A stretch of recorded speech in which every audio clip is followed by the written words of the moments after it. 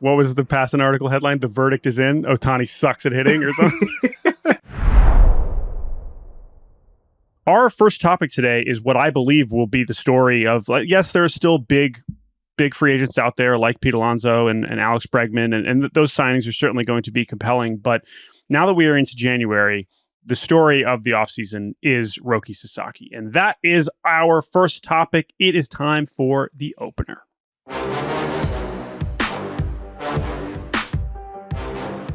Roki Sasaki, Kiley McDaniel. This is someone who, I'm sure this is, as someone who follows amateur prospects and covers, a wide array of players at all levels. Like, this is, I'm sure, someone that was on your radar for a long time.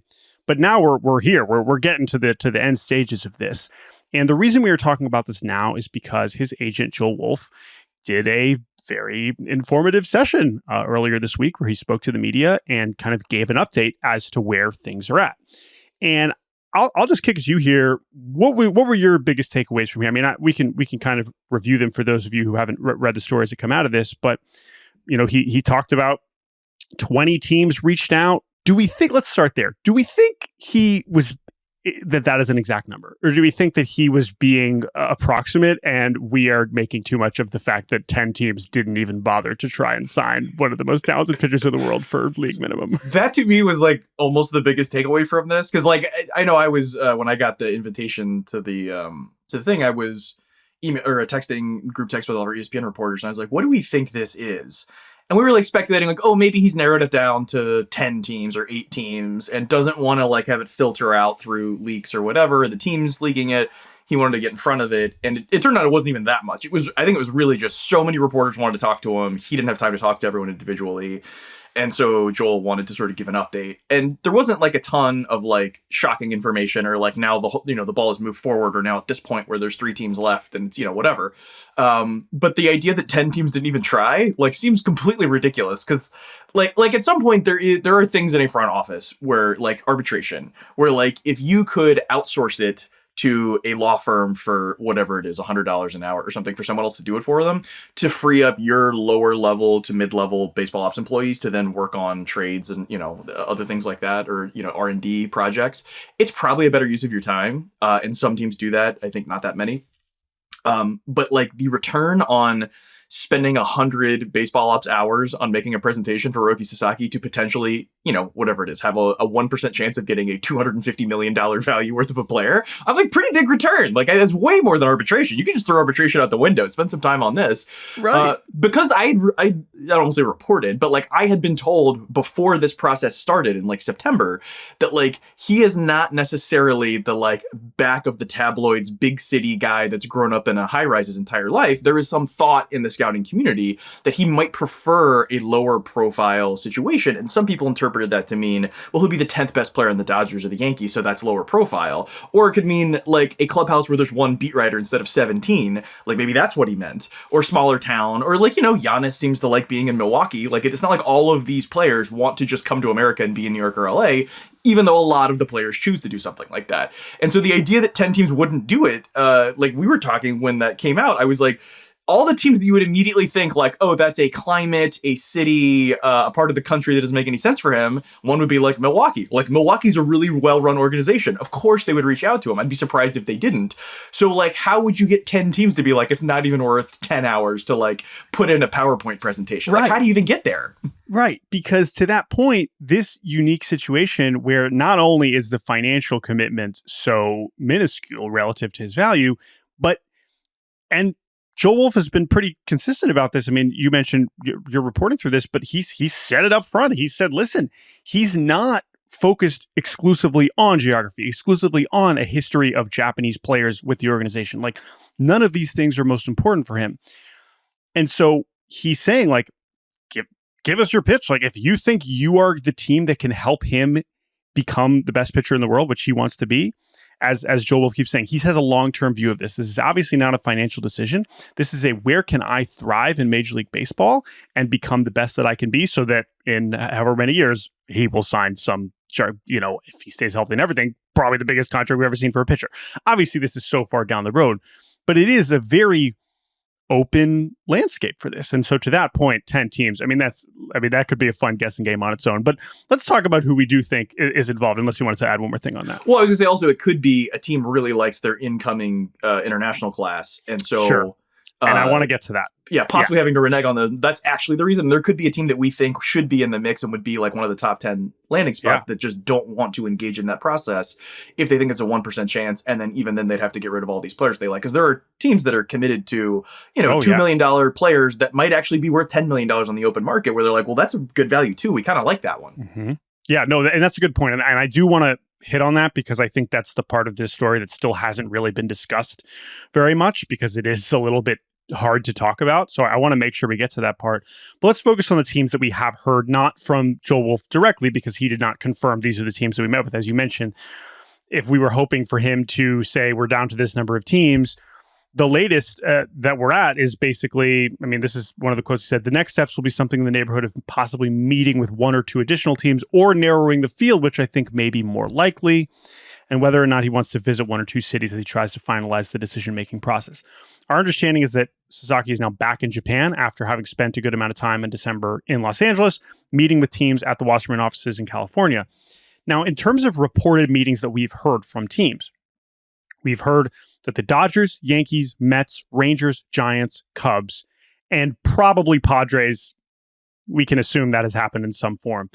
Now, none of those teams are, any of the teams that we just kind of talked about, like, oh, hey, why wouldn't the Guardians try to get a Sasaki meeting? Or why wouldn't, the small market team try? And it's possible those meetings have happened and we haven't heard about them, right? The reality is there probably have been more meetings than just these. And of course, a lot of these ones are the meetings when there are a lot of people covering them. And it's more likely that it would come out that that they would meet with them. And would you say that's probably a fair assessment, that it's more likely we're going to hear about the bigger market teams meeting with him than the ones that maybe are less likely?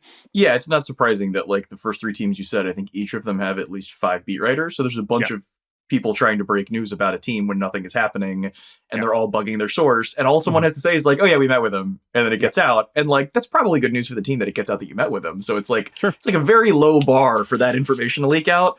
Whereas like we said, like Milwaukee or Cleveland, it's just like, that's a little harder. Not that those reporters aren't good or those teams don't want it out there. Or maybe they're more secretive or not. But yeah, like the idea of it getting out for every team in these sorts of situations, there's a lot of like even the Corbin Burns thing was kind of surprising. And that didn't come together in like full view of the public. Like in a lot of ways, those big contracts do, or like we hear they're closed 2 days before it gets announced or that it breaks and you kind of know what's going to happen.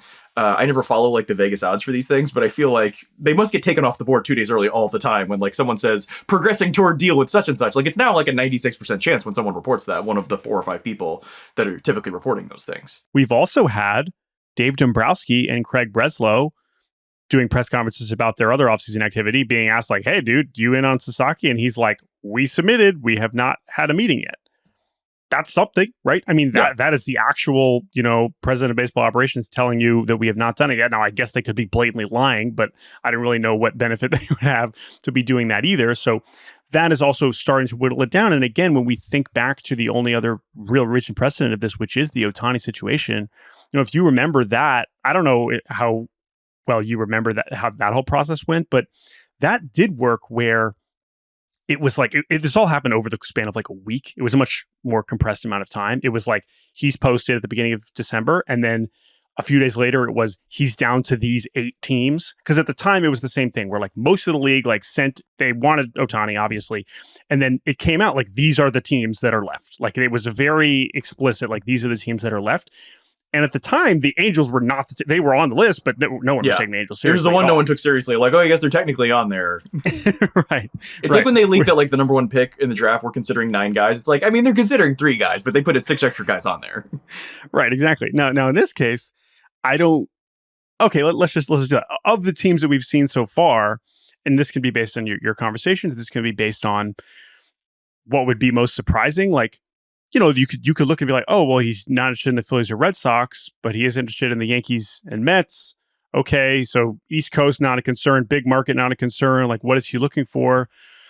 Is it weird that I mean, but then you could say, oh, Phillies and Red Sox, well, they don't have any spots in their rotation. Is he focused on like, I am going to pitch immediately, right? Which again, we assume talent-wise, this is someone that could pitch immediately, but I don't know if that would necessarily be the case. He could be 2-3 innings at a time and sort of be like a opener / reliever at the beginning. I mean, there's a situation where he could make 5 starts in AAA to kind of get his feet wet and that sort of thing.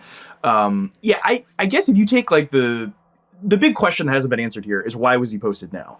And so if you take a step back from that and you're like, all right, why would he be posted? What Joel Wolf has said, and I guess eventually Roki will say is, it was time for me to come over. I'm competitive. I want to be at the biggest league, et cetera, et cetera. And like at some level, I believe that. But also if you would have waited 2 years, you get $300 million. Like, why not wait 2 years when the other way around is come now and then wait 5 more years than you would have had to wait to then get the giant deal. So you would think his priority would not be short-term money.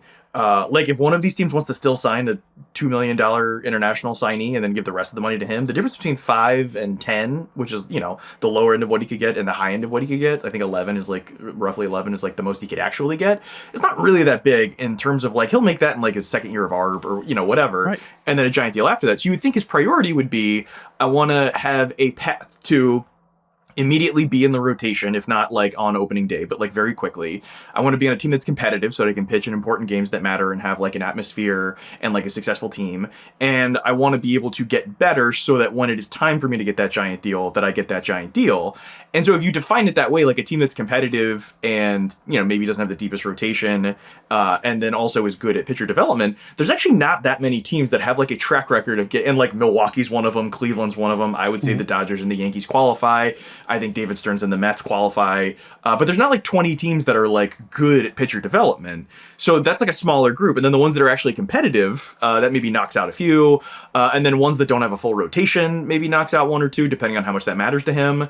And then maybe when it comes down to that, maybe then the things people were suggesting, like bigger market for marketing, or has had some Japanese players or has some Japanese culture, maybe those things become a factor when he gets down to the 5 or 6 that meet the things that, really matter. Those 2 or 3 things I just mentioned that I think matter. Like obviously we don't know. We're kind of guessing a lot.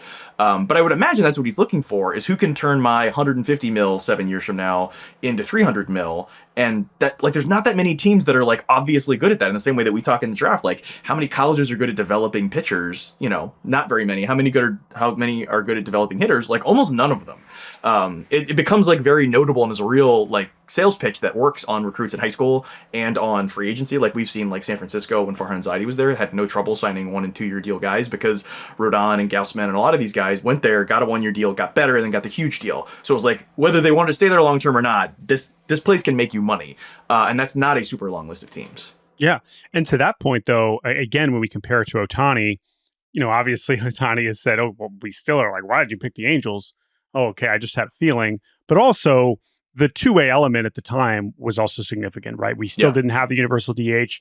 The Angels clearly were the team that were going to let him do whatever he wanted on all fronts, and that was great. Credit to them. It worked out. They were correct, right? There were a lot of teams that were like, is he really can he really hit? I mean, all this is hilarious now in retrospect. But like, remember that panic when he couldn't hit after like 3 bad spring training games? What is it, Jeff? What was the passing article headline? The verdict is in. Ohtani sucks at hitting or something. And to be fair, he did look bad in those 3 games. Yeah, and I think there is like a chat that exists at that point where somebody asked me, can this guy hit? And I'm like, I don't know. He's like a 20-year-old dominating the NPB. Like maybe we will just like take more than 3 games. Like I think it was like a little hasty. And in retrospect, that looks better now. But if you would have given me 20 bad AAA games, I might have been like, maybe this guy can hit. What do I know? Yeah, but either way, the reason I bring that up is that now, in terms of when we know it's not a financial motivation, at least in the short term. Okay, so like, where can he? If we put it in Ohtani terms of like, where can he do the thing that he wants to do, which is become the best pitcher? Like, yeah, I think we have to take the pitching development track record thing seriously as a priority. And we can talk about who those teams are. The one team I want to focus on, though, before we get to just like the bigger picture thing about the international free agent class and how this process is going to work, because I think there was some other insight from Joel Wolf that is interesting into how this might play out in the coming weeks, is the Padres. The Padres, to me, feel like they are in, and I am looking forward to talking more about the Padres in the coming weeks, but like they are, as far as who needs Roki Sasaki the most, not just the one who has been connected the most. I mean, I have to say that they, because of their situation and because of the financial difficulties that they seem to be navigating in terms of a lot of their long-term contracts and even some of the shorter-term ones, that if they are going to do anything this offseason, like that is the one where plugging in the pitcher on league minimum would create, obviously that would give benefits to a lot of teams, but listen, the Dodgers do not need the Dodgers do not need Roki Sasaki right now. They don't. At one point that's last season, if you took everyone on the IL, they had 15 good major league starting pitchers. And I was like, that might be too many guys. Like when they all get healthy, which if they ever do, like, God help us. But that's too many guys.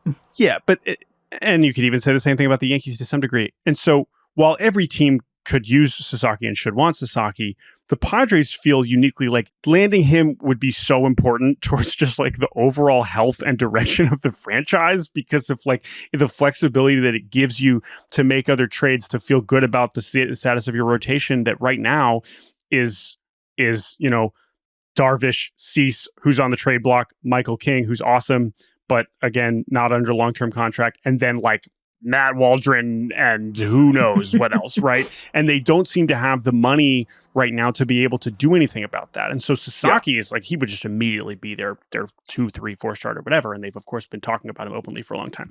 That's the team to me, not that we haven't already talked about Padres and Sasaki as a possibility, but as far as just who needs him the most, that's the one that stands out by far of the ones who seem likely. But I don't know if there are other teams that kind of stand out. Yeah, if you want to try to guess in the same way that Ohtani picked the Angels because like he had a good feeling and they basically didn't give him any restrictions and they kind of needed him the most of the teams that seemed attracted to him.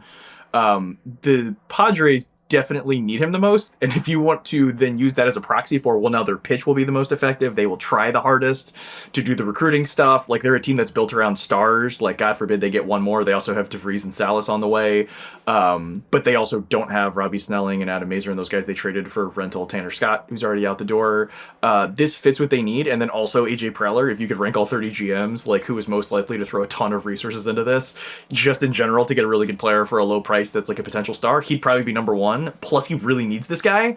And they they have Yu Darvish, who sounds like there is like some, connection there personally between him and Sasaki. This could also open up Japan to them even more than it currently is for other free agent players. Like this would be such a huge coup for them that I have to assume that they're coming with the best pitch, with the most sort of comprehensive book of things of the, Joel Wolf called it the Roki Film Festival. I'm assuming that whatever he said was the most impressive. All of them were from the Padres because they are incentivized and have the people that would do this sort of thing that would, the Dodgers, it wouldn't necessarily change the like outlook for the franchise. Like they would probably still think about them the same way. With the Padres, it could change the franchise. Yeah, exactly. That's exactly right. And I'm glad you mentioned, right. Obviously, Wolf talked about the pitches that teams are sending in, and the other interesting detail that Sasaki requested that no players were involved in this first rounds of meetings. Now, that doesn't mean that he suddenly forgets that he has a relationship with Yu Darvish. It just means that he's not, necessarily present in that first meeting, and I think that that's a compelling little detail. But to your point, I mean, that's why I feel, and the reason I bring them up specifically, because, when we first had Yuri on to talk about Sasaki's history and the connection and Dodgers Padres that we've speculated about, we've talked about it as just like, oh, okay, what's most likely all these connections to make. But if you zoom farther out and you think about the direction of the franchise and you think about the offseason the Padres are having right now, which is one that hasn't existed. They have done literally nothing. It's almost like they don't know what they need yet, so they don't want to spend any money until they know what they need. Exactly. And Sasaki is clearly a much higher, and I understand the point of people saying like Sasaki, because he's not going to cost any money, should not be dictating what teams are doing. And I do kind of agree with that. Like that does seem a little silly because it's not like he's some big financial outlay. But I have to imagine if there's any team that is basically waiting to see how this plays out to know exactly what degree they need to pivot, it's the Padres. Because, I mean, like Dylan Cease, like, okay, great. You want to try to get his last year of his contract off and flip him for something? I mean, I just told you what the rotation situation is now. Like, if you're going to trade Dylan Cease, you better be getting back another young pitcher who's going to immediately help you right now. Well, I was going to say, like, for instance, let's say that the Padres sign Sasaki on, whatever it is, January 16th. And then the next day can trade Cease to Baltimore for, this is not reporting, but hypothetically, Cade Povich and Heston Kjerstad. that changes what their needs are. Like, it would be dumb for them to go spend money on a guy in free agency when they're going to get like a starting outfielder and a starting pitcher, maybe their fifth or sixth starting pitcher, and then Sasaki will be the fourth one. It's like, well, now maybe you don't need a starting pitcher, or you need a different kind of starting pitcher, and now you don't need Profar as much. Like, it would have been silly to do all that at the beginning. And you can apply this to these other teams that are involved, whether that is the Yankees, whether that's the Mariners, right? Whether it's like, okay, great, if we could somehow get Sasaki, now Castillo, sweet, we can trade him and then try to do something else. Whether that's the Cubs, who, how much are they? Is Matthew Boyd really all they're going to add to the rotation? Like, okay, well, maybe now you do this, and that gives you some more wiggle room to do something else. The Rangers are another team. I just talked about this on the last episode.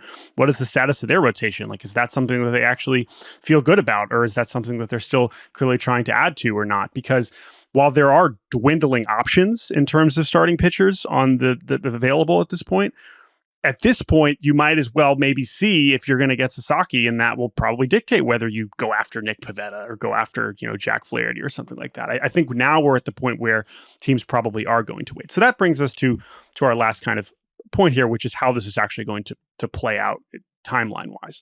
So the international signing period opens on January 15th. That is a day. Generally, now used to be July 2nd, but now January 15th is when the international period opens. Historically, that's a day when we hear about all these deals with the top players from Venezuela, Dominican Republic, and Cuba, and Colombia, and all these guys are going to sign. And that's still going to happen, right? That is still going to happen. Even though the headlines are going to remain about Roki Sasaki, on January 15th, like, we are going to find out that all these amazing shortstops and outfielders and all these are signing with these teams. Obviously, those deals have all largely already been agreed to. Joel Wolf said that he doesn't necessarily think he's going to sign immediately on January 15th. Now, that could change, right? I mean, this next round of meetings could change that in some form. I think the fear from people talking around the league about how this is going to be messy in terms of, okay, if I have to commit X amount of million to Sasaki, that means I can't sign, this Venezuelan outfielder. I think some people have wondered, okay, if he hasn't signed yet, there's going to be multiple teams waiting. That's where it becomes problematic, I feel like, because in my head, if he has decided by January 15th and the team knows, that's one team that is going to obviously, unfortunately, have to, renege on some deals, but that's one team. Whereas, do you see a scenario where if he's not signed on January 15th, that like we don't see X number of top signings happen on January 15th the way we historically do? Because that is obviously not what the league is going to want, even though it seems like the league preferred to have him be a part of this period instead of last period. And he also preferred that as well. Yeah, I'm super interested in like the choreography of how this is going to happen. Yes. Like, I think ideally, like for the whole league, he chooses on like January 13th, a team that has 2 days to set up the trades that you can start doing on January 15th. The team that is going to be acquiring the pool space from, they're going to know that it's Sasaki based. And so then does the price go up dramatically? Does another team come in at a more reasonable price? Does that team have to use their entire pool plus the full allotment that they could trade for above that? Is it like, oh, the Mets got him, but like they are committed to maybe the best player in the international period? Can they trade for the maximum amount, pay that player what they were going to pay him, and then get rid of the rest of the players below him, and then get Sasaki and Alien Pena? Like, I have no idea how that's going to work. And I would imagine at some point, if Sasaki says, this is the team, this is definitely the team, and the team's like, the number's 5, that's what we can give you, he's probably just going to say yes. But if he's that's like, my thinking. Yeah. What if they narrow it down to 3, and he's like, which one of the 3 wants me the most? It's like, if the Padres will give me 11 million, then it'll be them. And if the Mets are going to give me 5, then that's like how much they want me and how much they'll prioritize me. We have no idea if he'll do that either. Maybe he won't. Right. We have to hope, and this is what's so hard, because this isn't Joel Wolf and Roki Sasaki's responsibility. Like, it's so difficult because this is the system, and the system is flawed, and there's problems with it, and the deals, like, it's so messy and challenging to talk about, but it's also not Roki Sasaki's fault, and he shouldn't be making decisions based on these other situations. But this is also the system in which he is operating, and so to your point, I'm just so curious. What does that look like? Because we've no precedent for this. The Ohtani thing was late in the period, and it was just whatever you have, give to him, and that number varied from whatever it was, 2 to 4 million, and so it was like the money just didn't matter. It was just whatever you have, I'll take it. And now it's completely open. It could be kind of anything.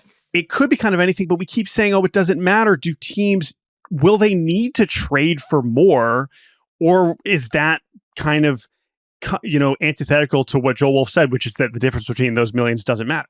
Because if that's true, and it shouldn't in the span of like what Roki's going to make in his career, like it is irrelevant. But do you want to be like David Stearns and being told you can offer him 11 or you can offer him 5? You really want to find out if a yes turns into a no from 11 to 5? It's like, well, no, you don't, but you'd like to find out what it is. And as you mentioned, the leverage involved in those trades becomes very messy. Now, even at the time with Ohtani, there were teams that were trading for bonus base that didn't end up getting Ohtani. I mean, the Mariners did that. I think there were a couple teams that did that. I mean, didn't the Dodgers trade for bonus base in the past period that everyone thought was for Sasaki, ended up obviously not being for that. Right. So that's the thing. Like, I want, as I just mentioned, obviously you understand the system well and you could explain it, but to your point, like you're just as curious as the rest of us. Well, because it's not like this happens every year, and so we know how this works. Because it's like even Joel Wolf doesn't know like how to advise Sasaki on how to make this decision, because this has literally never happened before. Because the system changed since Ohtani did it, and the Ohtani timing, as we said, was also different.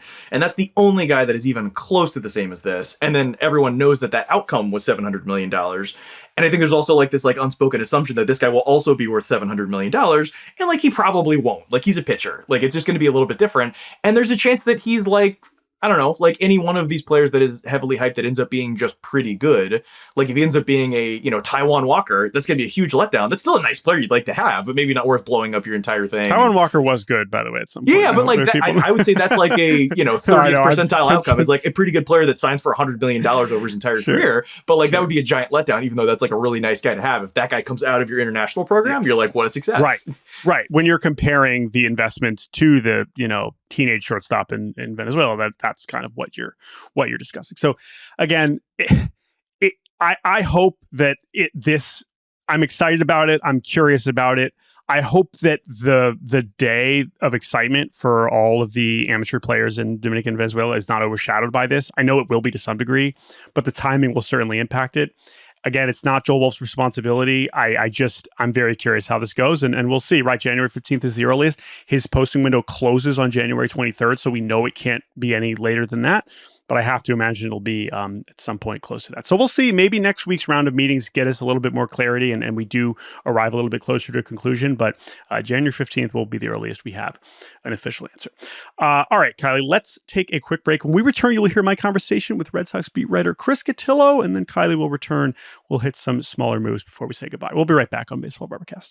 Introducing Daily Draw, the latest free-to-play game from Yahoo Sports. Daily Draw gives you a pack of 6 prediction cards every day based on the day's biggest sporting event. Download or update the Yahoo Sports app on the Apple App Store or Google Play and join the action with Daily Draw today. Welcome back to Baseball Barbacast. I am now joined by Chris Cotillo. You may know him as the Red Sox beat writer for MassLive.com, the co-host of the Fenway Rundown podcast. I will always know him as the high schooler that broke the Doug Fister trade. Chris, welcome to Baseball Barbacast. It is a pleasure to be here after all this time, and a reminder, trade deadliner is gone but not forgotten. Before we get into some Boston Red Sox stuff, we have to have a little bit of reflection here, Chris, because we have been tweeting at each other for over 10 years. I was doing some advanced Twitter searching leading up to this conversation and realizing how remarkable it is that we are both still lucky enough to be doing this. Because when Jake and I first started blabbering into microphones, you were tweeting scoops as a high schooler. And that was the thing. We were like, oh my God, this is hilarious. Who is this Chris Cotillo guy? And you were, for a long time while we were in college, and then you were in college, it was just like, oh my God, Chris Cotillo. He's the one guy younger than us, and he's doing the job for real. And now here we both are still doing the job for real, but definitely still doing two very different jobs. Do you miss your scoop life? I know you're still on the hunt for scoops, but now very specific scoops.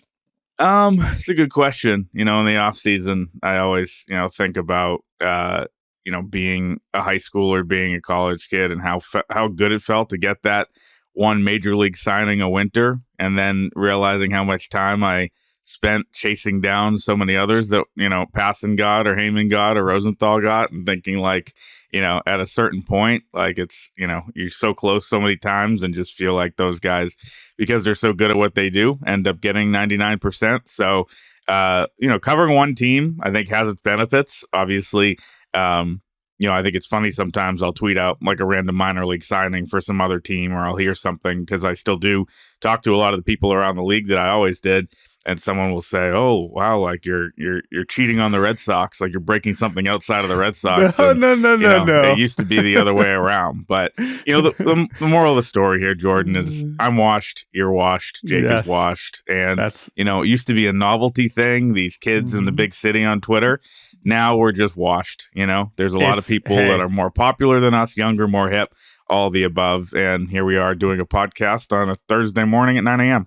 Yeah, that's exactly right. I'm turning 30 in a couple months, and it's over. It's over for both of us. But as long as we get to keep doing this, this is cool, because the real momentous part of this is we have not done a podcast together, which is pretty astonishing. And you've kind of held this over us at many winter meetings over the years, and we decided finally, with Jake still in Thailand, to rectify that. So I appreciate you coming on, and fortunately, the Red Sox have given us enough to talk about to where this isn't too forced. I mean, this is a team that we have already been talking about. When you say he's still there, was it planned to be this long, or is he not let back in the United States? No. He continues to extend his trip. Actually, he's going to be gone even longer than expected. But my understanding is he went straight from the winter meetings there, right? Yes. Yeah. No, he went. And that's like December 8th. That was a long time ago. A lot of transactions have occurred since then, and he's still got a few more weeks, many time zones away. But no,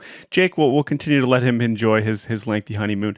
I am here to talk to you about those Boston Red Sox, who you are exclusively focused on now as part of your job. And we, at the start of the offseason, as the start of the last few offseasons, it's like, okay, the Red Sox, they should be a team we are talking about. And then they have not really been that, or at least they have been in sort of a negative way. And at least so far, I know that you and your co-host Sean McAdam on the Fenway Rundown podcast have been very, very clear about how, while they have been active and they have made some very impressive, savvy moves that have improved the roster, it's still unclear how much of a step forward this has really been, based on the expectations set out and based on the money that we really were kind of hoping, or I know a lot of Red Sox fans were hoping to see them spend. So let's just start there before we kind of go into certain parts of the team.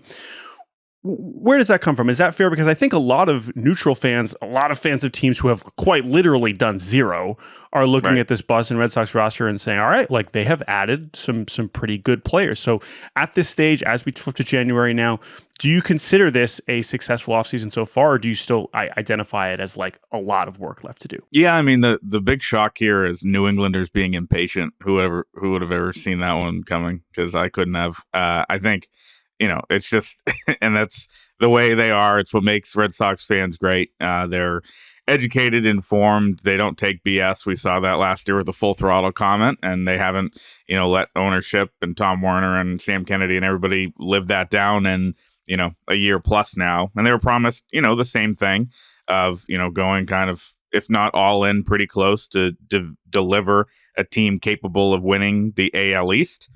And to this point, I mean, they've made, let's probably call it the biggest trade, that anybody's made for Crochet. And they've added a guy in Buehler who can be really, really good when healthy and when at his best. So your rotation is, I think, a lot better than it was last year, where Tanner Houck was an all-star and the ace in the first half. And he is, your number 3, your number 4 heading into next year.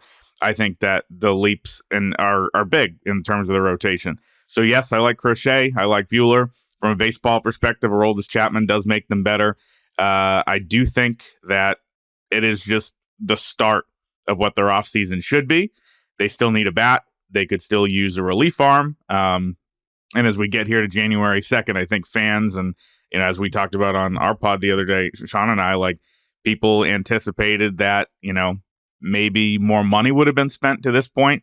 To me, Crochet, you get that done via a trade. You get Buehler done in the 1-year pillow deal. You get Chapman instead of Tanner Scott for a much cheaper salary. Okay, now you have the room to go kind of do whatever you want on the free agent market. And I've been saying all along, blowing away Teoscar Hernandez with a big offer was always the easiest thing. It would be a great fit. He'd be perfect at Fenway. He'd be perfect on this team.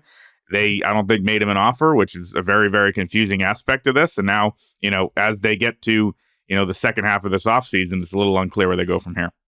Yeah, and free agency is obviously a two-way street. It's easy for us to say, like, well, yes, they obviously could have afforded to pay him a lot more than the Dodgers did. And, maybe we will learn more about those negotiations. The fact that to your understanding, they'd make an offer is pretty stunning because of how obvious he appeared to fit what they needed. But I mean, that point, as you said, there's a legitimate chance they were just resigned to, hey, I'm only talking to the Dodgers. I'm going back there no matter what, which a lot of people did think about him. Sure. But, why not try is my question. Yeah, no, that's valid. And I want to get back to the pitching more specifically, especially with some of the recent news, Giolito talking about, being ready for opening day and the concept of 6-man rotation. I want to get to that in a second. But the money aspect is interesting to me because you're trading, now they trade a lot of prospects, right? But I mean, Crochet's barely making anything. And we talk about Buehler being that 1-year deal.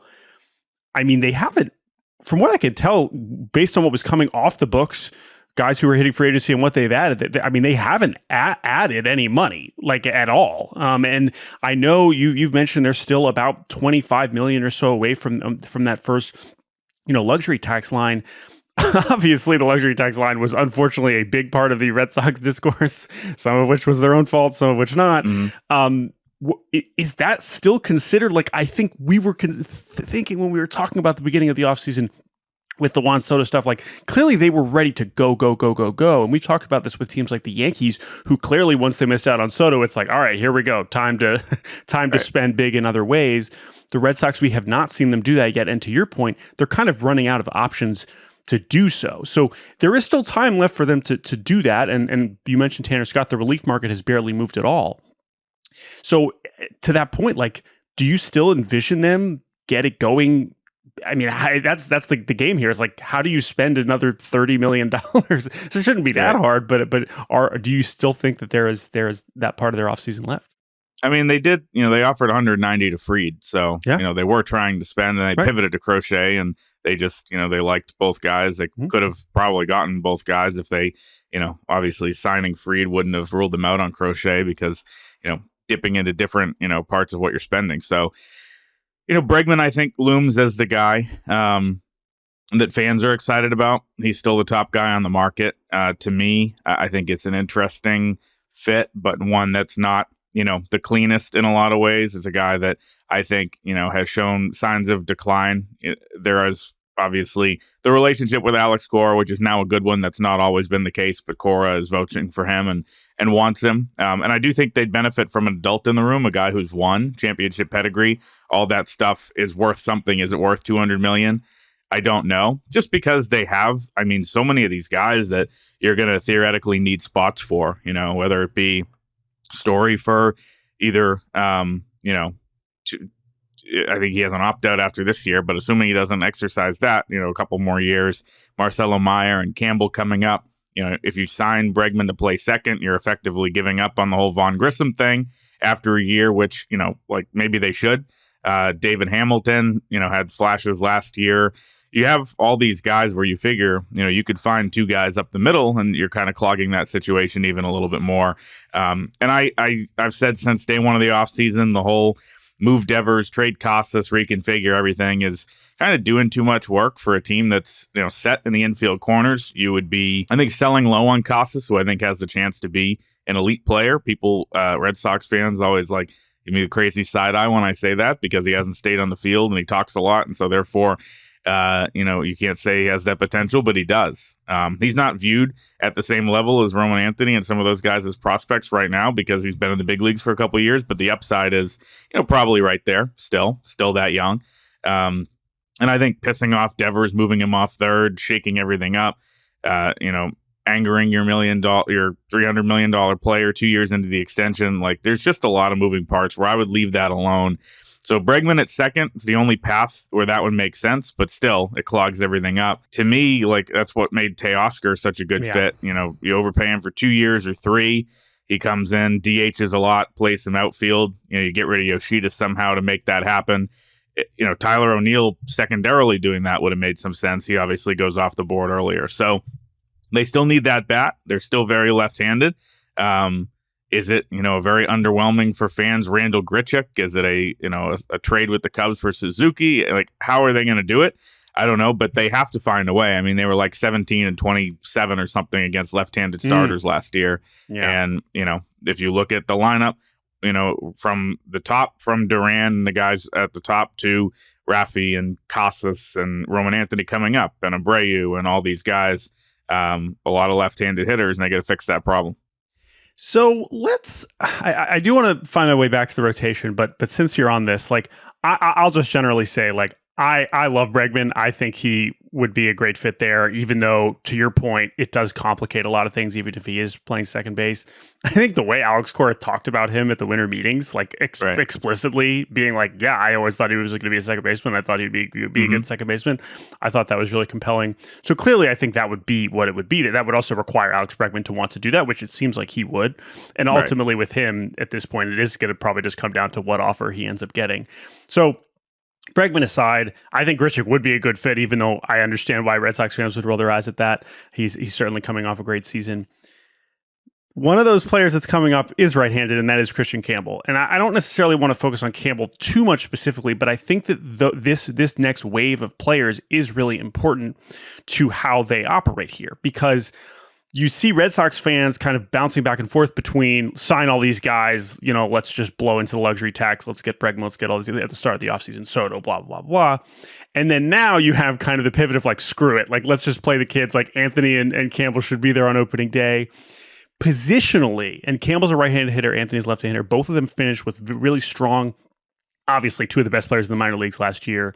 Campbell, I'm excited to just like talk about more this upcoming season. I don't want to go into his whole backstory, but he is right-handed and he does fit in a couple places positionally. Do you have a sense for the organization's comfort level? And spring training is, of course, going to dictate this a lot. But do you have a sense for which one of them is closer? Or are they both kind of on that same timeline and either of them could maybe win a spot in camp this year? Yeah, I think believe it or not, the path is probably easier for Campbell, even though he has, just basically, that was his first pro season. He was drafted the year before, because they have tried, like we did this in the press box one day, must have been a blowout, but we were, taking guesses on how many guys they have tried at second base since Pedroia went down. Yeah. And went down for good and I guess 17, and he played a handful of games at 18 and 19, but cycling back to Brock Holt, Eduardo Nunez, and Ian Kinsler in 18, they tried 35 different guys at second base over 7 years. The leader in games, a guy that I liked a lot as a player and a person, Christian Arroyo, but, not a guy that was a bona fide starter at that spot. So they've been trying to figure out that problem for, the entire time I've been on the beat. Last year, Emmanuel Valdez led them in appearances there. He's no longer on the team. He was DFA'd for Carlos Narvaez, to give you an example of where their second base situation stands. I mean, that's why I think Campbell has a better chance. In the outfield, they're still crowded with Abreu, Duran, Rafaela, Ref Snyder. Yoshida has played outfield in the past, obviously, though they didn't let him last year. So Campbell, I think, has that chance. To me, I always thought there was a case to be made that you trade Campbell right now because it's hard to see him possibly having greater value than he does right now. One of the great helium seasons we've seen in the minor leagues across baseball the last few years, a guy that went from a 4th round pick to that in a year. Is there a chance that you trade this guy who's got so much hype around him at the peak of his powers?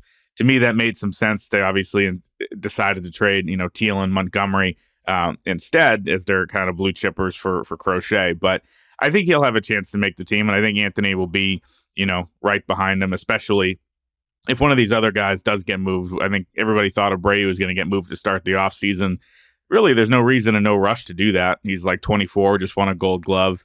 I think in this kind of age of kind of prospect loving, we all kind of lose track of the guy who has major league success. That's kind of the point with Casas I was making, but also Wilyer Abreu and Roman Anthony, people look at him, give me Roman Anthony. Well, with no disrespect to him, and he has all the tools, he's played 0 seconds in the majors, and You're Abreu exactly right. has won a Gold Glove in the major leagues, right? Yeah. And he's hit. And hit well. He can't hit.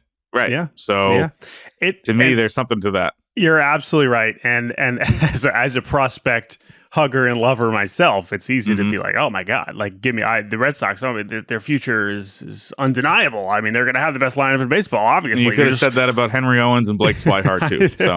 and that's the other thing, especially with some of these bigger market. This happens with the Yankees too. Like you just like, oh well, that guy's obviously going to be an all-star immediately. It's like. Quite literally, probably not. Exactly. He's probably not. So the odds of all these guys working out, and we'll see if some of the ones that end up working out or not working out are now on the White Sox. You know, obviously this group of Red Sox prospects are going to be ones we're watching for a long time.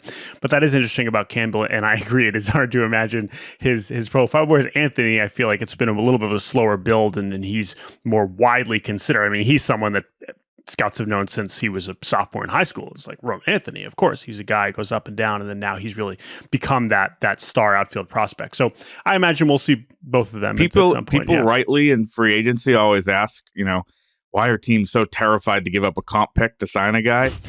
Both of those guys were comp picks. So that's I hate that line of thinking, but that gives you some credence to the whole idea. I know. And then you can apply that to the Red Sox right now. Oh, were they unwilling to sign someone with the QO and give up a pick, even if, as you guys have pointed out, they are going to get a pick back when Nick Pivetta signs elsewhere.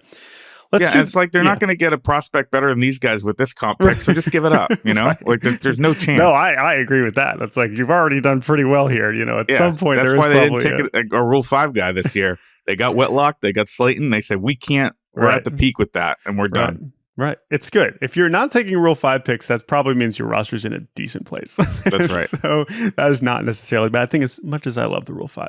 Let's finish on the rotation, because, I mean, I have like a million Yoshida questions, and like Rafaela, where does he fit in? They extend him, all those things. But I want to kind of apply the Rafaela curiosity to Brian Bayo. Because I think right now with the Red Sox rotation, a lot of the conversation, Breslow hinting at maybe a 6-man rotation, you have pointed out, and I don't think we need to rehash this because I think it's true, and we've seen it across the league. Pitchers are going to get hurt. Yes, you could say 6-man rotation in the beginning of or at the end of December. Maybe that is what happens. Maybe it's not. Guys are going to get hurt. That's all true. But I also just want to focus on who's already there, because you mentioned Tanner Houck. Him and Cutter Crawford were two of the best pitchers in baseball for the first month last year, and then it all went very wrong. Brian Bayo, my understanding is he had the opposite season. He finished much stronger. And so when you factor in Giolito, we've already mentioned Crochet and Buehler, of course, the new guys. But when we talk about how good this rotation is, like, I'm just as curious about the incumbent pitchers here. And I'm curious where you're at in terms of optimism and where the organization feels as how good those guys are. Because my God, if you're getting the first half version of Tanner Houck and the first half version of Cutter Crawford, and is Cutter Crawford, like, if Lucas Giolito is battling for a rotation spot, as he said he's willing to do, is that with Crawford? Like, I'm curious where you could imagine it fleshing out if all the guys make it through spring training healthy, which we acknowledge is unlikely. Yeah, I mean, this is a good problem to have for a team that's had the opposite problem for so long. Yeah. And you're not even, like Garrett Whitlock's on the roster. I think he's probably slated for the bullpen, and I think he should be at this point. Richard Fitz is a guy that, came in. People in Boston don't use his full name because it's a lot funnier to go the other way, but I do because I'm a professional. He's a guy that, pitched well down the stretch. They are excited about Quinn Priester. Cooper Criswell, Tar Heel, pitched well for them last year as well for, I think he made 18 starts and was good. So they are like 8, 9 deep in the rotation. Yeah, definitely not a problem. I mean, to be clear, this isn't, I'm not framing this as like, oh, what are they going to do with all these guys? But like, I'm curious about the guys at the top, like, where's your optimism level? Because Bayo, especially having committed to him, like, what is the path forward to him? Well, is he going to end up the 3 or the 5 or what? Before that, like the fact that we're talking about, Giolito competing for a spot, or they gave him $21 million last year, like on a 1-year deal, and now that carries over, and so they're paying this guy 2 for $40 to compete. Like, he's going to be in the mix. He's got a long track record. They were excited about him. Bayo, to me, it was a lot of a little bit of physical stuff in April. I think he had a lat strain that sidelined him for like 2 weeks, and then a lot of mental stuff where he had these just blow up innings where you could just see, the train coming off the tracks. I think. Really, in a few places, one of them in Chicago against the White Sox, where no pitcher should be able to allowed to implode last year. And with Houck and Crawford, I think it was just, kind of hitting the wall of being so good, so early. Houck had one blow-up start at home against the Padres that was really bad. Crawford had a stretch of like 12 homers in 3 starts, including 5. In LA, the ball that Ohtani hit has not come down yet, and that was July. But otherwise, I mean, when you're getting 30 starts out of those guys, I think, that's a good place to start.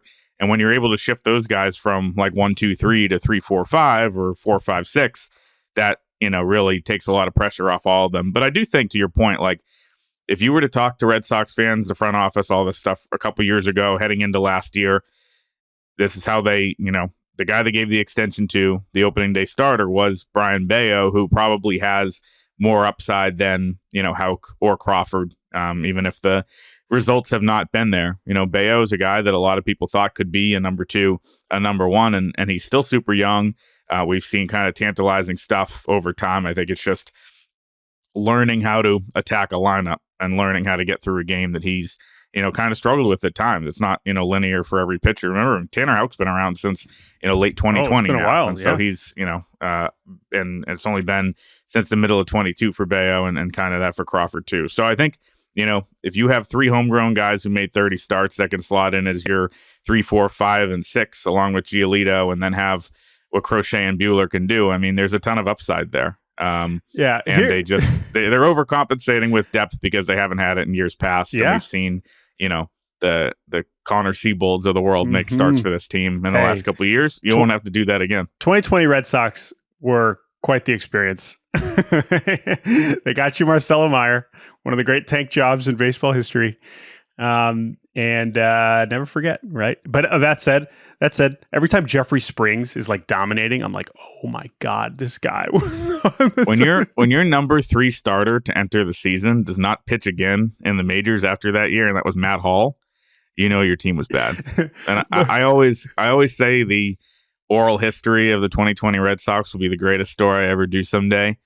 Couple of great. I'll give you 2 2020 Red Sox This is stories. good to end on. Very random, but I like it. So, I lived right near the ballpark that year, and there was no pregame access. I do the Zooms from home, walk over before first pitch. We're the only people allowed in, obviously.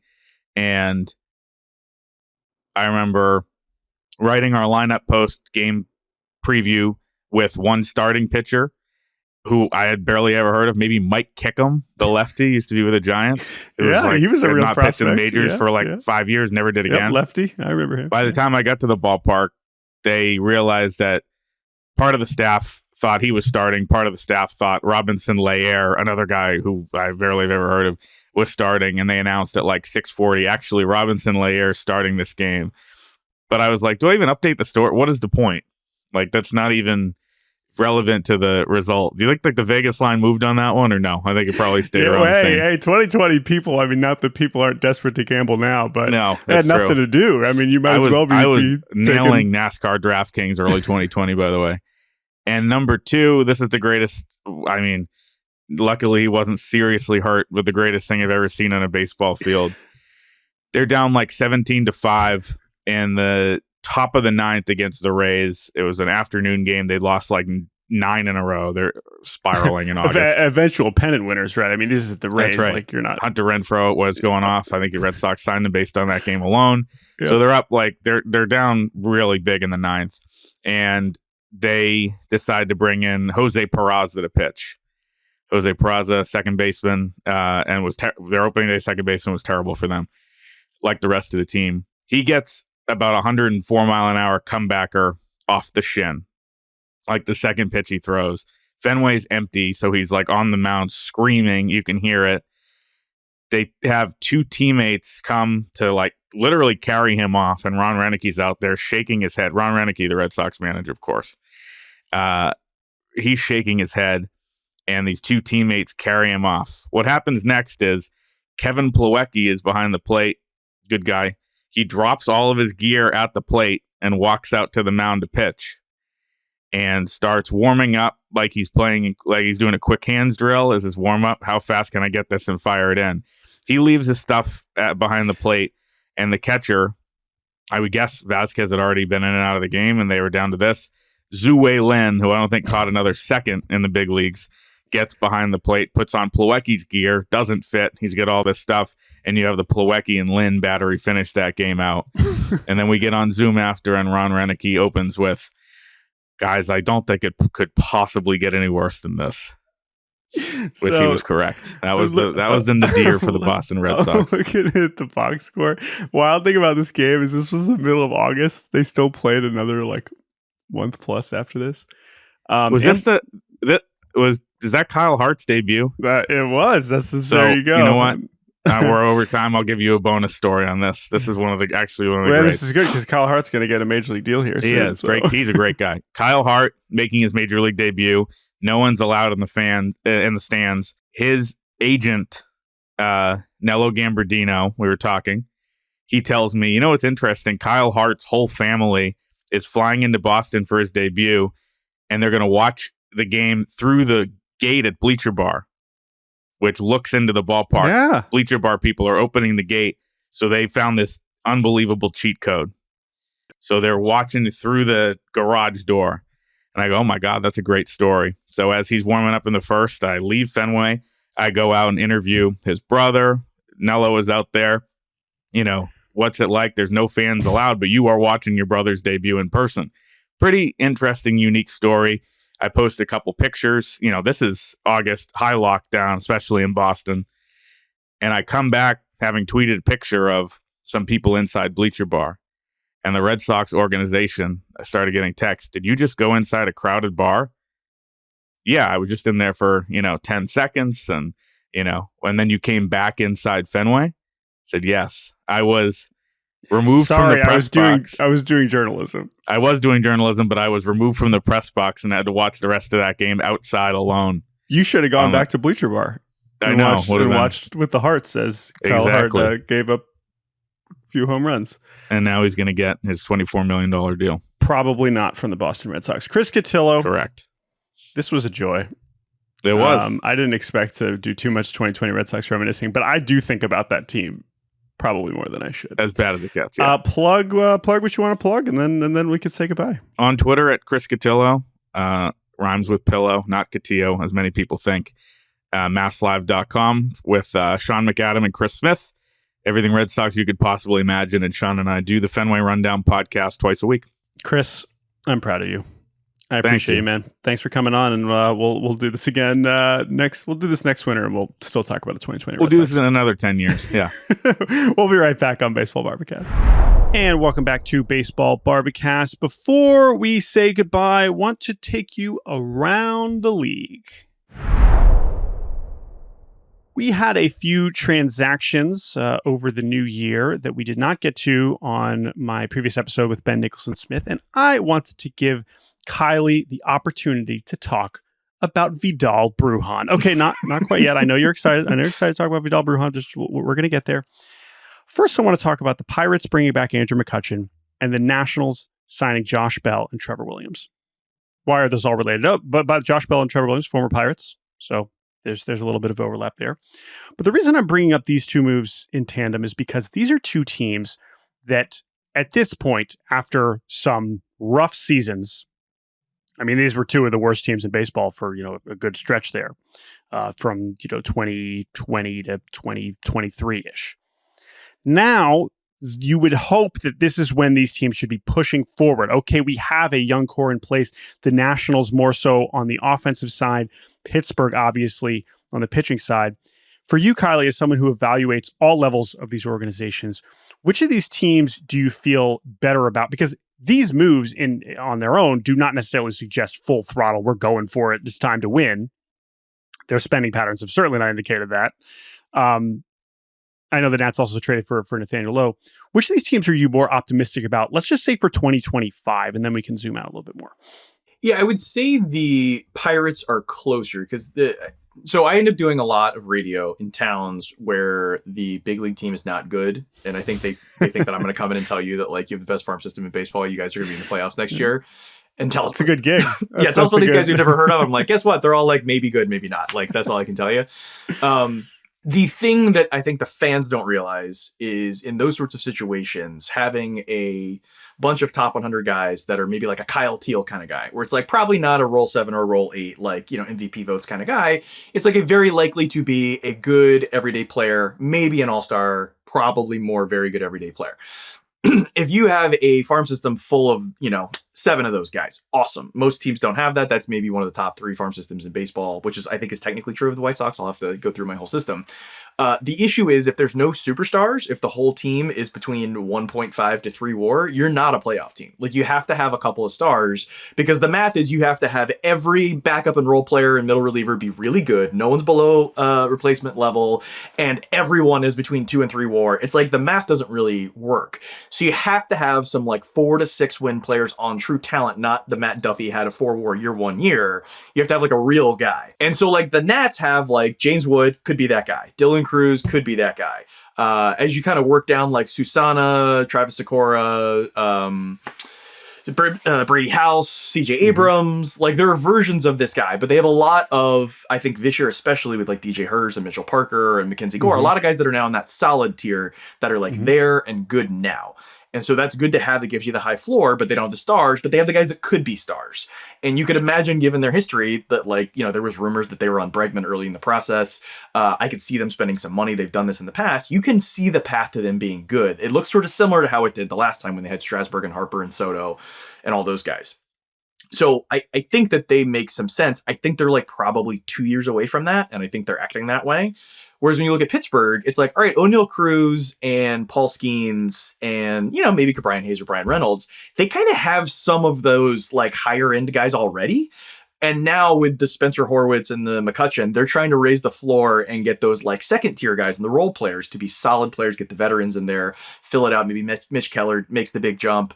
Maybe David Bednar, you know, you can kind of see how that works. So I think because of that, Pittsburgh is a little ahead of them in the pecking order because it's a lot easier to fill out with those extra guys and have a couple prospects come up, and maybe Tamar Johnson rushes to the big leagues and is a pretty good player and has a chance to be a really good player. Finding those guys is a lot easier, and you can find them for 1 year at $7 million. Like even smallest market teams can afford them. Whereas the Nats trying to find their 6 WAR guy, well, it can't afford them, doesn't mean that they will. Whereas the Nats trying to find the 6 WAR guy, it could be James Wood, or maybe there's none of them in the organization, and now they got to go pay $300 million for one. That's just a little further of a journey to go on. Yeah. I'm interested in just the comparison of like, would you rather be the team that has too much pitching or too much hitting? Probably too much hitting. I mean, it's weird. Like what establishes the higher floor, and obviously lower variance to have all your value being hitters. And the other reason that's impossible to make this comparison is it's very different to be in the NL East than the NL Central. And I mean, that could be the difference, is that the Pirates maybe can get away with spending as little money as basically any team in the league because the NL Central looks a lot more wide open. Whereas the Nationals, at some point, if they're going to want to have any chance of competing with Philadelphia, New York, Atlanta, it's probably going to take some more money than they actually have invested, at least recently. The Pirates are interesting. I mean, Hayes has gone backwards. Reynolds is still good, but it's hard to imagine him getting much better. Cruz is still as a wild card. I mean, Skeens, you have maybe the best pitcher in the world. So, like, that is something that the Nationals do not have.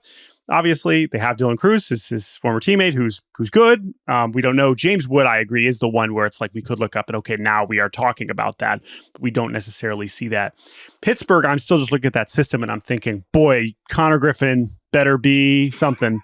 And he's probably one of the top 10 most interesting minor leaguers for 2025, because if we look up in a year and he's one of the top 20 prospects in baseball, that is another piece that again, he's years away, but it's still something offensively that you're looking forward to. Because I don't know, I'm a lot lower on just Pittsburgh's ability to score runs anytime soon than because just the way that Hayes has trended, and honestly, Cruz just as less of a sure thing. So they have the pitching, but I don't know, man. I just, again, the bar's a lot lower in that division, so maybe they can hang around. It's not like they were awful in 2024, but I don't know. The Nats, I feel slightly better about, even though it will be a lot harder. Yeah, I would say those two teams and maybe the Marlins will be the most interesting sort of rebuilds to see, like, does one of those three teams make the big jump forward where like 3 guys you weren't expecting become guys? Well, yeah. And like, but they all have so many good young players that any of them could be like the team that has the big jump forward. That's true, but the Marlins, that's still more so at the minor league level, just because like, I mean, they are them with the White Sox are the two teams where it's like, we are going to be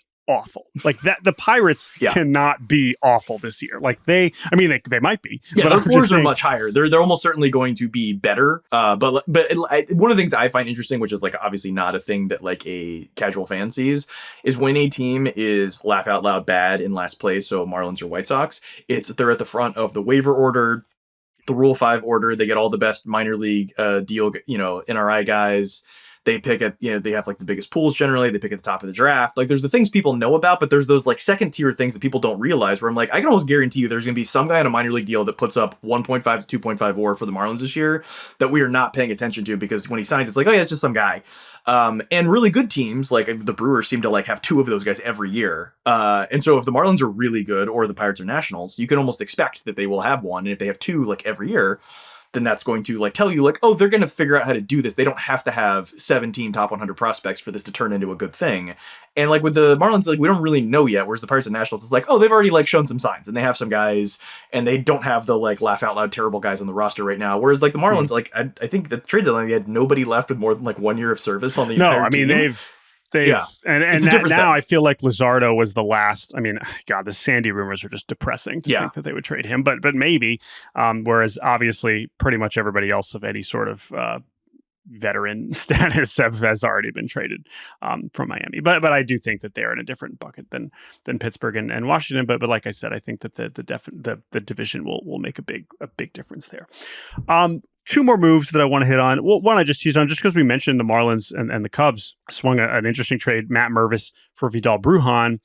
Mervis, he's going to get his chance now, right? He's going to get playing time in Miami, hopefully at some point in a way that he was not going to get in Chicago. Maybe he hits, maybe he doesn't. I wish him the best. Mash Mervis, God bless, do your thing. But Bruján is one that like he was on prospect list. He for a long time, and you just keep waiting. Like, when is this going to be anything? I know it's already, I read Brett Taylor at Bleacher Nation being like, really? Like, this is the guy that that is like our bench guy? And maybe it is. You need a new Nick Madrigal. Right, exactly. But he can switch hit, I guess. So what is Bruján? I mean, is this someone that you could see? He's already, now this is his 3rd organization. Why do teams keep thinking like this is the guy that could be something helpful? So I'll take a step back from like these 2 guys specifically. I had a really interesting conversation with an exec about a year ago, and I was asking him, what are the kinds of players that are like the in vogue type of player that like the smart teams are going after, that they're kind of preying on the dumb teams, in quotes. And he was saying that he has found, and like the organization has been talking about, how the strike zone, instead of being wide, has tended to get taller. And so what that has implied is that the Tyler Freeman, Vidal Bruján, Nick Madrigal, the kinds of guys where their value is in plate coverage and spraying the ball around and playing positions and being, well-rounded and whatnot, those guys have less value, whereas a huge bat speed guy that maybe isn't a great player like Nelson Velasquez, who just has crazy bat speed, but you're like, I don't know if this guy's any good. That guy has more value because that guy can work bottom to the top of the zone, doesn't really have any plate coverage, but like you don't have to cover that much at the plate anymore. And I think the game is generally getting more athletic as opposed to less athletic. And so the big, strong guys with big bat speed, the big, strong guys that throw hard and have a good slider are kind of bullying the like touch and feel command Kyle Hendricks types, the Vidal Bruján types. And there are obviously exceptions. Luis Arias and Stephen Kwan fit into that bucket. The very best version of that guy obviously is always going to be valuable. Anything less though, yes, that's the thing. If you're not really Kwan or Arias, yeah. And we've talked before about like the sluggers that are on waivers or NRIs. Well, we're about to get one. That'll be our last topic. Yeah, like those guys tend to be discarded quickly because if you're not hitting as the first baseman DH, you get thrown out immediately. And those guys often will come back because it's swing adjustment or whatever. Whereas the like second basemen that are little guys that can run, that are good base runners, that do a bunch of things, like those guys don't get discarded. Like Adrianza and Pedro Florman, these guys, like they hang around forever because everybody needs a guy like that. And if you can't hit, it kind of doesn't matter. And so there is something where if Vidal Bruján can do that thing that he was doing like 3 years ago in AAA when he was hitting and people kind of thought he might be that guy, the same way that I thought Nick Madrigal might be that guy, might be the exception. I think we're actually moving a little more toward the NFL, the NBA, where it's like the guys with the crazy measurables. Maybe those are the guys you should be betting on rather than trying to find the exception and the different looking guy or be like, oh, this is the next Altuve or Dustin Pedroia or Mookie Betts. It's like, yeah, there's not like a fifth one of those guys. There's like 3 of them and that's it. Right. And to your point, like the Kwan and Arise, it's like, if you can do that, awesome. But expecting that the guy who's sort of like that is going to hit that 100th percentile outcome just seems kind of foolish. And instead, you have teams continuing to give chances to the likes of Eloy Jiménez, who the Rays gave a split deal, which means not guaranteed roster spot, but could make $2 million if he makes the team. And this is someone who is he has been very famous for a long time with the Cubs. Of course, with the White Sox, he gets this big extension, and then it just all goes very wrong. He's injured all the time. He is a very bad defender, obviously. He is like both lovable, but then obviously some fans are frustrated with him and saying that he's, lazy and doesn't really care about this. But then he's also playing on the worst team in the history of the league. So it's like, can you blame him for not exactly having the best season this past season? And we might have similar conversations about Moncada at some point, when he signs. But Eloy signs here with Tampa Bay. And again, he's only 28, so it's like he's not doomed. Like, it would not be shocking if he goes and hits 30 home runs this year. But as you mentioned, maybe teams are more interested in trying these guys again. But then also you could argue that there's some teams are being like, we're not even going to bother, because if he isn't hitting, he is an absolute zero in a way that Bruján maybe can give you some other secondary skills. So I have another nugget of wisdom from front office. This is from 10 years ago, and I was asking a team how they do minor league free agent signings, and it was one of those small market teams, one of those 5-7 teams that don't spend money, and they were like, when we're signing our NRI first baseman, we are looking for variance. Like, if the guy is laugh out loud terrible and needs to be released out of AAA, doesn't matter. We don't owe that guy any money. We can go find somebody else. Those guys are easy to find that are good AAA players. If the guy is fantastic, that changes the math for us. We got a guy that should have cost $20 million that's going to put up to something more, and we got him for free. And so these smaller market teams, when they get the NRIs, especially the ones with the big splits and stuff, they are looking for variance. And Eloy is one of those guys where it's if he put up a 4-WAR season where he dominated in the way that he had earlier in his career, you'd be surprised. You would be shocked. You're I knew it was in there. He just found it. And maybe there was some injury he's playing through or whatever. You could construct a world where that happens. And there is a long list. We were just going through it before we started recording of Carlos Pena, Nelson Cruz, Christian Walker. I mean, Jesus Aguilar had a couple years there. These guys that are sort of hyped at one point and then don't do it. And then once they get to arbitration or they're out of options, these guys get thrown in the discard pile. And they're literal all-stars in that pile all the time. And it's usually first base, DH, left field, these kinds of guys. But it's a 1 in 15 shot that Eloy turns into that guy and gets the $60 million deal Christian Walker got. But this is the bucket where those guys come from. And to that point, because of the risk involved and obviously his issue staying healthy, this is why he didn't get a guaranteed major league deal anywhere. But at the same time, it's not like he's that far removed from being an above average hitter. I mean, his exit velos and stuff are still top of the line, and he has generally always slugged enough to where, some of the plate discipline. And he also he's never really been a big strikeout guy either. Yeah. It's just the walks are sometimes down, and, sometimes we're chasing a lot. And obviously, if he's not hitting, he's not giving you anything else on the bases or defensively. And so it just looks bad. And obviously he ended up on a contract that was not reflective of the production that he was giving. But at 28, I wouldn't be shocked at all if he goes and hits 30 homers this year. One more visit to the how I know I'm washed is my first memory of Eloy Jiménez was going to a workout in the Dominican when I was a writer. And him and Gleyber Torres were the two big names. You can't believe how good these guys are going to be. And I remember I was writing, I'll see if you can guess who it is. I was writing a scouting report when a guy was an A-ball that was a rising prospect in the minors. It was a top 100 guy. And I was asking an international scout, hey, have I seen this guy before? He goes, yeah, he was on that field. He is on your roster. I'm sure you have a note about him. And so I went and found my notes, and I looked at my notes, and it just said, LOL ? Were my notes for this guy. Do you want to guess who that is? Well, okay, so I'm kind of cheating because I've already pulled up who else was in that class. Was it Devers? It was Ozzy Albies. Oh, because he was a foot shorter than everyone else, and it was he didn't run well. He didn't have BP. He wasn't even playing shortstop. I was just what is this guy doing here? And then he didn't hit in the game, and so it's in a workout atmosphere. He signed for whatever it was, 200-300K, and he's a tiny dude with no tools. It was just well, what am I supposed to take from this? Why is this guy out here? And there were a bunch of dudes that signed for $2 million that didn't make it out of A-ball, and all those sorts of guys. But yeah, he was. I guess he's probably now the best guy from that event. And I didn't even pay attention to him because I was what was I supposed to take from this? Yeah. Which is why scouting is sometimes terrible. Yes. I spent so much money going down there to see these guys and completely whiffed on the best player. You didn't think Mike Rodolfo was going to become a real thing? Yeah, there's all kinds of guys from that class. I don't know what Martin Gasparini is up to. I imagine the Italian shortstop was not at that workout. But anyway, Kiley, that was a hilarious note to end on. if you want to hear more of Kiley's wisdom, go buy his book with Eric Longenhagen, Future Value. It's It's the very yellow good. one back here. The yellow, yeah. He's it's a good book. If you want to learn a lot about baseball and read great stories about JT Realmuto in high school, I recommend it. Scouts hiding in bushes watching JT Realmuto. That's exactly right. But Kiley, we appreciate your insight. Thank you for doing this with me. Thank you to Chris Cotillo for talking to the Red Sox. That was talking about the Red Sox. That was very much enjoyable. You can read Kiley on ESPN. See him on ESPN sometime. ESPN Plus. You can read all of his wonderful words. I appreciate his insight, and he has been a good friend to me for quite a long time, as you can probably tell. So Kiley, thank you so much for joining us on Baseball Barbercast. I hope it was an okay time, and we'll do it again in 10 years. All right. Yeah, I hope you hadn't heard all of those stories before. I knew you'd heard some of them before. only so I actually had not heard that Aussie one, believe it or not. But thank you so much for the time. We appreciate it. Thank you to producer Andrew Hartz for making this show possible. And Jake will be back next week, but don't worry, he'll still be in Thailand.